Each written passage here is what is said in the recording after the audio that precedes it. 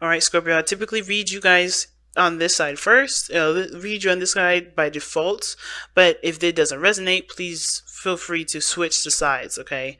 Oh man, I can definitely see where the loving needs to be had here. Yes, yes, I love this card for this. All right, so I just haven't been telling you guys the placements. I do apologize. The first two cards that come up, that are coming up beside the Oracle card here, this indicates the mindset that both parties are going into this relationship with. Now, the second batch of cards here, the second pair, indicate the body, which is how you display yourself to the outside world, how other people see you. Now, the very bottom does give us a little bit of an explanation as to why you're displaying yourself the way you display yourself, as well as think the way you think. Now, this for your soulmate card here, soulmate pairing card, this is pretty much telling us how you guys, or what brought you two together. Okay, all right. This is the energy that brought you two together, and this is the challenge that you both face. Honestly, these cards couldn't be any further on point. Wow. Okay. Yeah. Judgment is your underlying energy, and it's so understandably so, considering that either this is you guys or the other person, they've gone through some serious stuff. Something ended really badly. Now, I have a feeling that for some of you guys with this relationship, this situation is the situation's over. Some of you guys, right? And it can be the situation, it may not be. Please take this with a grain of salt. Sometimes the situation could be just fine, right? The relationship is intact. There may be some things within the relationship or within the dynamic that's done. But the way this person is coming into this relationship, the way this person is thinking this relationship is showing me that something ended very badly, and it's caused them a lot of pain. It's caused them a lot of pain, and they're having a hard time moving forward. They're having a hard time, not accepting the situation is over, but this, they're going through grief and pain accepting this, Now, the Judgment card is coming up here in this reading that does indicate that there is obviously, right, transformation, changes. This person is not going to be the same when they came out. And this other person as well is not going to be the same either, right? Even if it is the Nine of Cups, right? They're not necessarily desiring anything. They're emotionally content with how things are in this relationship. This is also the worst is over for the situation. And it kind of looks to me as well, right? If this isn't a breakup, which I really hope it isn't, and I hope I'm wrong about that. If this is not a breakup, this could be that the situation, wherever they were in, whatever situation they were in regarding their relationships with someone else, regarding love lives, regarding family, whatever dynamic they had going on, whatever happened in their current life, it's done. It's over. The worst is done. Right, the worst is over with their situation, and now it's all about healing themselves and moving away from the situation. Not in a we got to forget this, let bygones be bygones situation, but truly heal and move forward with prosperity and taking whatever was that's usable from the situation, meaning whatever lessons that you receive from this, onto the next phase for there to be prosperity and less losses, if that makes sense. So the recovery portion of this, moving forward, moving on, that's the challenge that you guys face together, right? The Six of Swords. And you could tell that one of these people here is having a hard time, healing. It's not having a hard time, but they're having to heal. It's a difficult healing process. Judgment is no easy feat. It's no easy energy. And Scorpio, that's your card right there, Judgment. Well, it's Pluto's. When your ruling planet is Pluto, so it's automatically your card, in my eyes. But there is some transformative energy here that both of you have to, you're both learning about yourselves. You're both having to love on yourselves, especially with a situation that's coming to some sort of end, especially with some sort of connection or some sort of situation that's come to some sort of close. And even if it is the worst of the situation, the worst of the situation being over, and it's a good ending, you're still having to heal from that. It's still something that does, bring up a lot of old issues and old pains. So it's understandable that this person with the Ten of Swords is coming up with the Empress, because they need to take care of themselves right now. They can't give of themselves. They can't give themselves to other people right now. They can't help anybody else until they help themselves.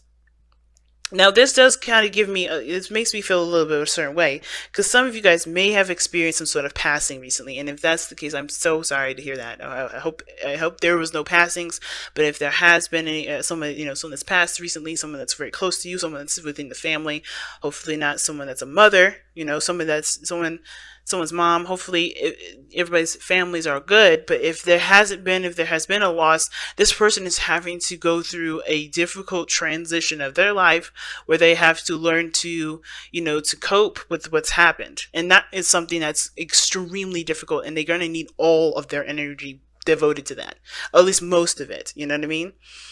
But they have to learn to take care of themselves, and love yourself first can set it best, right? Love yourself first. And it's not about, having self-respect for yourself, but it's more of like allowing yourself to, it is have something to do with having respect to yourself, having self-respect for yourself. But it does talk about, showing yourself care and showing yourself love that no one else can really ever give you. No one can give you that love and support that you can give yourself. And I think this is one of those cases.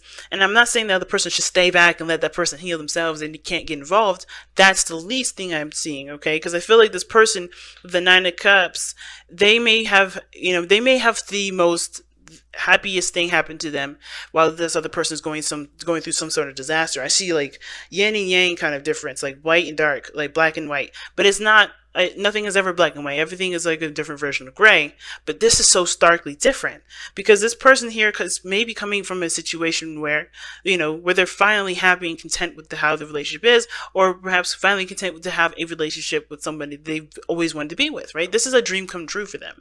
This is them knowing exactly what they want, and they're going along with it, right? Because here's the other person showing the Nine of Cups how they think of this relationship is they're happy. They're very, very, very happy with this relationship. This person is going through some endings, some period where they're, either been betrayed and they're having to work through it. They may have lost somebody that's family-wise. They may have gone through some difficult situation with somebody relationship-wise, and they're having to take care of themselves, learn how to be independent, be the person that they need to be for themselves, to stand up for themselves. They're having to move on from those situations, but this person is in a good place. This person is in love. This person is in love with themselves. They love themselves. They love the people around them. They're, obviously, right? If they love themselves, they can give of those cups because they have so much love to give. It doesn't run out. So they are in a good place. They're in a place of love, and they are moving forward. They're coasting, right? They're not moving in a sense of haste. They're not pushing things forward. I think they're just, they're taking advantage of how blissful and amazing and how, flowing things are going, while this person may need their love at this moment. They need their support. But this is not about other people leaning on other people. This is about loving yourself. So I feel like this person is going along with with their environment right now, moving forward, taking advantage of the pacing, of their lives, of how things are moving forward. I don't think they're taking advantage of you, Scorpio, if this is you on the other end feeling horrible, right? And I don't think you're taking advantage of them and this is you on the other side feeling good. But this person is moving in the flow of life. And that's, also the Eight of Wands can indicate the arrows of love. So they may be falling in love, fast and falling in love hard. But the reason why I feel like this person is able to be in a state of bliss and to just kind of go with the flow and not really abrupt anything and just kind of making great progress where they can and continue to grow and to continue to expand themselves is because of the Two of Swords. And this is a very interesting card to get here because this does talk about, not, be feeling stuck at a crossroads, keeping the balance of a situation and not really making a decision. Well, I feel like it's kind of the quite opposite, as a matter of fact. I feel like the reason why this person is able to make great progress, able to move forward very fast, and they see, the way they think about this relationship is the Nine of Cups, something that they've always wanted. This is something that, they're in a blissful place, they're happy, is because I feel like they don't keep themselves in a situation where they're indecisive. They know their truth. I'm going to actually pull one more for that. Because the Nine of Swords is so interesting to get here. Because everything looks so fine. It's like, but the reason, I think it's because they made a sacrifice or made a decision that they believed was hard in the first place. Yeah, look at that. I just shuffled a little bit and then the Fool came out. Or the Fool's underneath the deck. Yeah, it's because they They didn't let their thoughts, they didn't sit there thinking about it. They just went with it. They went with what they knew was true. And this is the best decision that they feel that they made. Because they made a difficult decision. They took the blindfold off. They trusted themselves. They loved themselves enough to know that if it was the decision that didn't feel good to, to honestly make at the end of that decision making, that they would be able to recover. They had faith in themselves. Now, this person has to find faith in themselves now, not because they don't believe in themselves, but because they need to heal through a situation that has been so difficult and taxing on themselves. But both parties have changed and transformed, and this is a situation that both parties are working together to grow together, to transform together, to move on to another phase together. The Six of Wands, the Six of Swords is not really a challenge, because it's not moving on alone, it's not moving on just together, but it's growing together, and it's honestly, it's a challenge, of course, because moving on from something difficult is no joke. It's very difficult. But I don't see it really as a challenge. I see this more as the path that you guys are on at this moment. It's not like you guys are having problems working together to move on. It's more of like, is what path or what passage that you guys are writing right now to get to a place where you guys can really start hashing out challenges. You know what I mean? Because I don't think this is a challenge. I think you guys are actually just fine.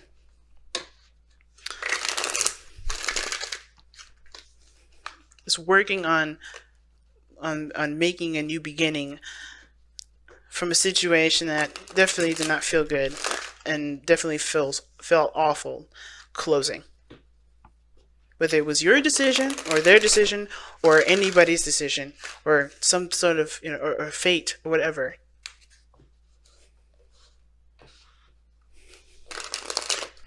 Right, let's take a look at the Messenger Oracle. Wow, respect your boundaries.